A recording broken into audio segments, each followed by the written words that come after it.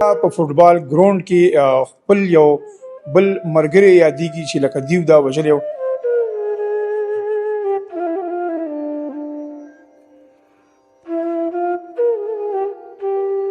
د تجمل مرګ څنګه شی او دا کله شی و؟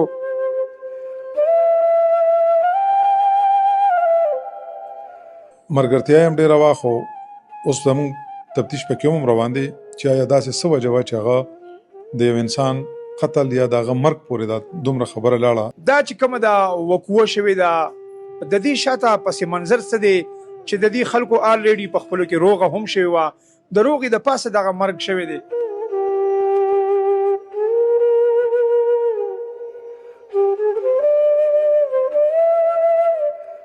السلام علیکم ګرانو قدرمندو، زه یم ګل رحمان او تاسو ګوري کرایم سین ډیجیټل. دا ټیم کې زه موجود یم په ضلع بونیر کې ډسټرکټ پولیس افیسر عتیق شاه خان او ډي ایس پی ادوار خان پیر بابا. زه به تاسو سره د یو کیس تذکره وکم چې دا په سوشل میډیا باندې ډیر زیات وایرل شوی دی. یو فوټبال کھلاړي دی تجمل خان داغي نومیږي او دا په فوټبال ګراوند کې خپل یو بل مرګري یادېږي چې لکه دیو دا وژلی و. ډېر په بې دردۍ سره د دې کیس متعلق ډي پی او صاحب سره به تفصیلا خبرې کوو چې دا وقوع راپېښه څنګه شوه، بیا دیو ملزمانو ته رسایي څنګه وشوه او د دې شاته پس منظر څه هغه وجوهات څه چې دا مړې وشوه. عتیق شاه خان ډېره مهرباني، اول ټیم را کولو ډېره مهرباني. یقینا بونیر چې دی یو ډېره پرامن علاقه ده. کله چې داسې پرامن علاقو کې داسې د قتل اندېښناکه واقعات راپېښېږي یقینا په معاشره کې بګاړ پیداویږي. هغه کې تاسو خپل طرف نه هم ډېرې زیاتې هلې ځلې کوئ. د تجمل مرګ څنګه شی او دا کله شی و؟ اعوذ بالله من الشیطان الرجیم، بسم الله الرحمن الرحیم. شکریا قاری ګل رحمان چې تاسو بونیر ته راغلی. په بونیر باندې ته په راتګ تاسو ته هرکلی وایو. بالکل تاسو دا چې کوم فوټبال کھلاړي تجمل د مرګ کوېسچن کو تاسو دې لراله او دا یو ډېر افسوسناک واقعه وه. تجمل بیسیکلی دا د فوټبال کھلاړي و او چې کوم دا ملزم دی مین یحیی چې کوم گرفتار شوی دی نو دا بیسیکلی دواړه ملګري و، دوستانو، ښه کلوز فرینډ و. نو د دې څه وخت مخکې خپلو کې خفګان راغلی و، لکه دوستي هم ډېره ښه وه،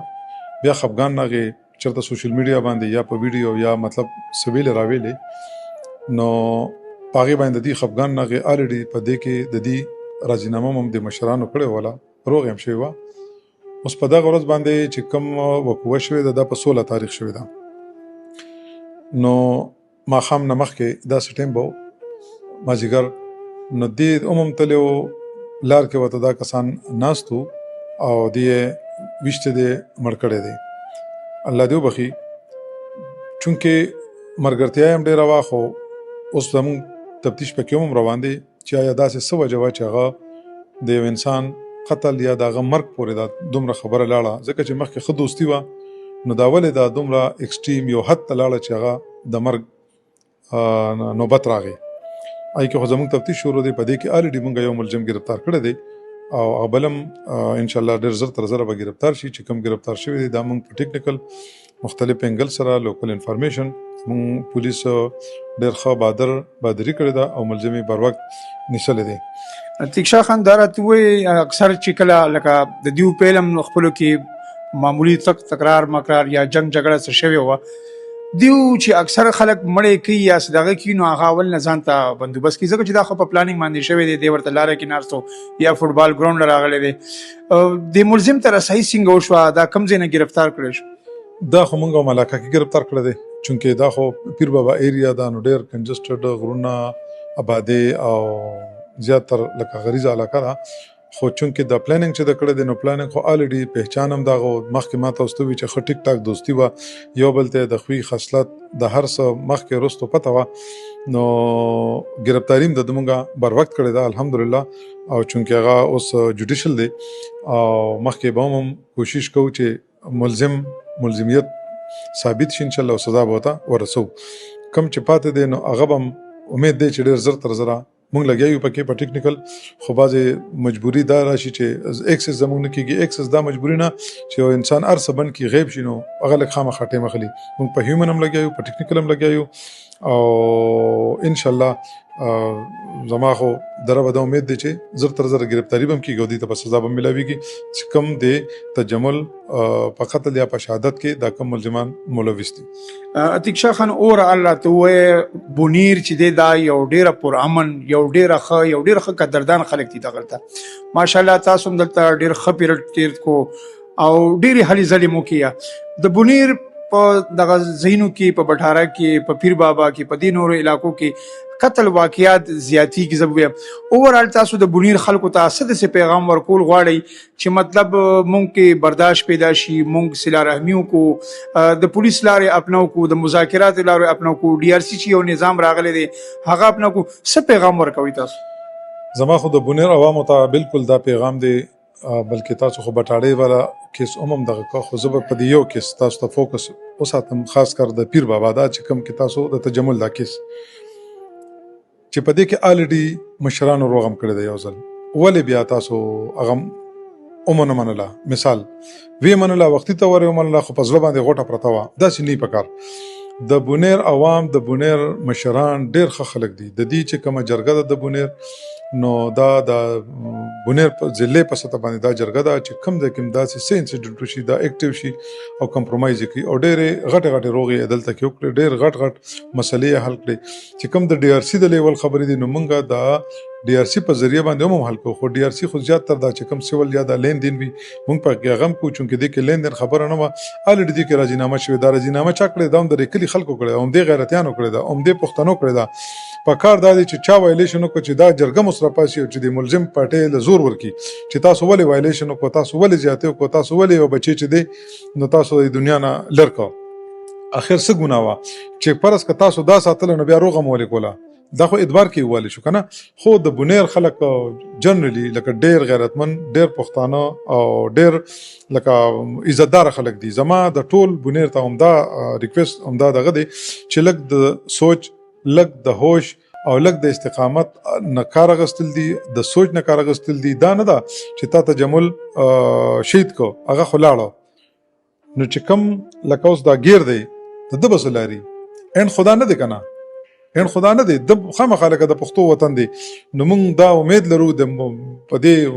مایک د میډیا سوشل میډیا په واسطه سره چې همدا مشران د بونیر د عوام د بونیر د درنه جرګه د مشران را مخکې شي او دا کورونه نورم را جوړ کی اعلان کې ما زیاتره وکتل تاسو به مو ګوره په سوشل میډیا چې د دې ډیر ښه اکټیو رول دی او په هر انګل په هر صورت په هر محاذ باندې لکه دی جنگيږي د سره خبره صرف او صرف د بونیر د خورې د امن د پاره کاغه هر سیاسي پارټي والا دی کاغه هر مکتبه فکر والا دی ټول په یو پیج دی قدرمنو تاسو د ډي پی او صاحب دا وینا دا پیغام خاص کر دا امن چې کوم پیغام دی زموږ د جرګي سیستم زموږ د پښتنو چې کوم نظام دی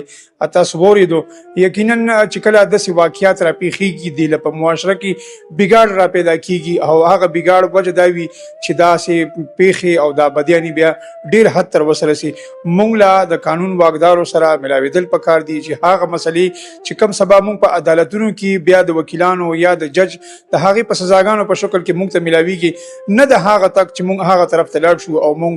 خپل جرګه خپل مشران خپل وړو کې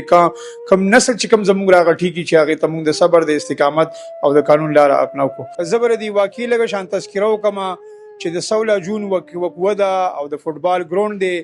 تجمل راغلی او دی ګراوند ته میچ کسو ته چونکه ته ټورنمنت شروع شوی دی او دا بل یحیی چې کوم ملزم دی د سر یو بل شریک یو بل ملزم هم او دله دا ولاړو او د چې دی وشته دی اسو صاحب سره به د دې متعلق تفصیلا خبرې کوو چې دا وقوع کله شوی و د دې شاته پس منظر سو ملزم ته رسۍ څنګه وشو د هغه گرفتاری څنګه وشو السلام علیکم کرامت خان سراج خان اول خو تاسو ډیره مهرباني چې د ضلع بونیر یو ډیره پرامنه ډیره خیله کده ډیره خاموش علاقه ده د دې خلک زما ډیر زیات خوختي قدرمن خلک دي خو چې دا داسې کله وقوعات کله داسې جرمونه پکې کیږي نو ظاهره خبره ده په معاشره کې هغه علاقه بیا زیاتره یادېږي تاسو ته دا هم پته ده چې دا واقعیت چې دا په سوشل میډیا باندې هم ډیره زیاته وایرل شوې ده تجمل د قتل وقوع باره کې تاسو ته څنګه معلومات حاصل شي چې دا څه شوي تجمل زه په خپل روټین ګش باندې وم چې انفارمیشن مې راوشو چې د جوخیلې په ګراوند کې فایرنګ وشو. نو زه چې کوم د هغې ځای نه راتلم نو زما له دې ځای ملګري یم هسپتال ته او تجمل یم هسپتال ته راوړی و. نو معلومات باندې دا وشو چې د یحیا نومې هلک چې دی د ده سره بل ملګری و اسدالله عرف کرش. دې دواړو یا په پلانینګ یا په دغه باندې خو دا تجمل میچ تماشې له تللی و. میچ تقریبا ختم شوی و خلک څه تللی و سره روان و او دی په دې دغه کې دته انتظار کوي چې څنګه دی را روان شوی دی د ګیټ خواته ورته دوی دغلته په دې د تماشایانو په روپ کې ناست و او بد دوی په فایر دی یحیا په فایر شروع کړ دی. 3 ډزه لګېدلې هغه او هغې د فایرنګ نه وروستو دغه دواړه ملګري چې دي دا د ګراوند نه پورې روډ کراس کړلی او یو شاړې طرف ته دواړه فرار کېدو کې کامیاب شوي وو. سرات خان څنګه چې لکه دا معلومه شوه د هلک تمانچه هم راوړې ده پلانینګ کې ورله موجود هم هو. زیاتره چې کله څوک مړی کوي یا د چاته نقصان رسولو کوشش کوي نو هغه بیا د تور وردی والا نه پولیس والا نه اکثر یریږي او تختی ځان ته د پټ پناه ځای را پیدا کوي. د ملزم ته څنګه ورسېدی؟ د ملزم ته خو مونږ چې څنګه کله دا ریپورټ واغستی شو او ځان هم د حالاتو واقعیاتو نه خبر کړو او کم هلته کم کسان چې وو د هغې نه م تپوسونه وکړه چې یاره ملزمان بعد وکوه کم طرف ته تللی دی. نو د هغې په نشاندهۍ باندې مونږ روان شو د هغې شپې سرچ خو مو کو بیا دا شپې خو مونږ ته کامیابي تقریبا میلاو نه شوه او چونکې په سباله زمونږ هم داسې خلک چې هغه مونږ ته اطلاعګانې کوي او زمونږ مخبران یا د امدادیانې پولیس په علاقه کې اسور ساتي سړی نو سباله مونږ بیا د دې دپاره خپل سرچ باقاعده جاري او یو خپل خاص مخبر اطلاع راکړه چې دغې طرف ته چړمار طرف ته دا کسان دا یو هلک لیدلی شوی دی او دی موجود دی په دغه ایریا کې په هغه کې باندې مونږ هغې ځای ته ځان ورسوه. هلته نه ملزم گرفتار شو ځان له دی اکچوال چې کوم ځای راته هغه مخبر خاص ښولی د هغې په خوا و شا کې ما گرفتار شو. سرات خان ماشاءالله ستاسو بریتو کې سر کې ګیره کې سپین لګېدلي دي دې نه ظاهرېږي چې مطلب تاسو سروس کې ډېر زیات وخت ورکړی دی. دا چې کومه دا وقوعه شوې ده د دې شاته پس منظر څه دی چې د دې خلکو آلریډي په خپلو کې روغه هم شوې وه د روغې د پاسه دغه مرګ شوی دی دا لږ راسره شیر کړئ. بالکل کومه د اورېدو د ریپورټ په ټیم کې د هسپتال یا د وقوعې خواته چې زه کله رالمه کم نوجوانان چې دي د هغې هم عمر یا د هغې سره ناست پاس کم کسان چې دي د هغې نه کوم هغه تاثرات او خبرې چې ما واورېدې نو په معمولي خبرو باندې دوی د یو بل سره وران شوي وو. دا خبره دې حد ته رسېدلې ده چې بیا پکې 3-4 میاشتې مخکې روغ هم شوې ده. د روغې نه هټ کر بیا دوباره دوی د ټیک ټاک په ذریعه باندې یو بل ته هغه دمکې او هغه خبرې اترې وو لکه د دوی د ړونو نه اخرې وتې نه و. نو آیا د دې په شا باندې لکه موږ د معاشرې په تصور کې چې ورشو نو زه به حیثیت خپل وایم که داسې زما بچي دا زما کمزوري ده چې زه په خپل بچي باندې دومره دغه نه لرم چې زما بچي کینی پاسي دې اسلحه ساتي دې ټیک ټاک کې کیو دې هغه داسې چلونه کیو زه د هغې په دغه نه ځان نه خبروم او ناخبره پاتې شم. په ناخبرو کې بیا وروستو زه لاس بروړم چې دا واقعه وشوه نو زه وروستو خبر شم. نو د والدینو او زمونږ کوم دغه چې د ناسته پاسه حجرې هغه ناسته پاسه چې کوم ختمه شوې ده دوکانونو طرف ته تللی ده بازارونو طرف ته تللی ده نو زمونږ کمزوری دغه راغلی دی چې مونږ د خپلو بچو نه نه خبرېږو چې هغوی څه کوي نه پرې فوکس ساتو. ګرانو کتونکو تاسو د سرات خان دا د علمي چې کوم د تجربې حوالې سره دیو کوم هغه خیالات او اظهار تاسو سره وکړه یقینا مونږ ته معاشره کې دا یو سبق ملاویږي چې خپلو کشرانو باندې خیال ساتل وي د خیال ساتلو نه هټ کر چې هغه کم چال چلنی دا هغه د سبق دا هغه د تعلیم او خاص کر زه په دې باندې روشنی واچوم چې دا هغه د تربیت ولی چې مونږه نن سبا د ټیک ټاک دور دی د سوشل میډیا دور دی او بل د درد رسولو د بل د زیاتیا رسولو د هغه نه د بدله د اغشتو یا هغه ته د نقصان رسولو د پاله مونږ زیاتره داسې وکړو چې لکه په ټیک ټاک باندې ویډیو کو او هغې باندې داسې یو ساز یا یو داسې ډایلاګ ونته کې هغه ولګو چې بل پې غوسه شي بل پې مونږ نقصان ورسو. یقینا دا بنیر یو ډیره پرامنه ډیره ښه ډیره پاسته خلک، د جرګې خلک او د هر چا خبره اوریدونکي خلک، خو ولې به دغه توګه بیا دغه علاقې چې دی د داسې واقعیاتو په وجه باندې بدنامیږي؟ نه ده داسې پکار چې مونږ خپل ماشومانو ته، خپل آینده نسل چې کوم را روان دی، چې د هغوی مونږ په تربیت باندې خیال وساتو او هغه د معاشري یو کارآمد انسان ترې نه جوړ شي.